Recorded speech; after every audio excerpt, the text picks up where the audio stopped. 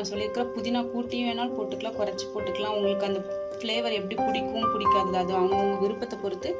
இஞ்சி வேணும்னாலும் இதில் தட்டி போட்டுக்கலாம், இன்னும் நல்லாயிருக்கும். இப்போ நான் ஆஃப் பண்ணிவிட்டு நான் இதில் லெமன் சேர்க்க போகிறேன். நல்லா ஞாபகம் வச்சுக்கோங்க, என்றைக்கு லெமன் சேர்க்கும் போது ஸ்டவ் ஆனில் இருக்கக்கூடாது, ஆஃப் பண்ணிட்டு தான் லெமன் சேர்க்கணும். இல்லைன்னா அதில் வந்து கசப்பு தன்மை சேர்ந்துடும். அதனால தான் ஆஃப் பண்ணிவிட்டு நம்ம வந்து இப்போ நான் இதை இறக்கி வச்சுட்டு ஒரு 1 செகண்ட் விட்டுட்டு நான் இதில் லெமன் சேர்க்க போகிறேன்.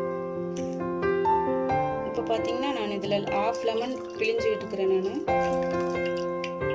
லெமன் கம்மியாக சேர்த்தா போதும். லெமன் சேர்த்ததுக்கப்புறம் உங்களுக்கு பார்த்தீங்கன்னா நல்லா தெரியும், நல்லா அந்த ப்ரௌனிஷ் கலர் வந்து சேஞ்ச் ஆகி கொஞ்சம் நல்லா ஒரு லைட்டு ப்ரௌனிஷ் அந்த மாதிரி கலர் வந்திருக்கும்.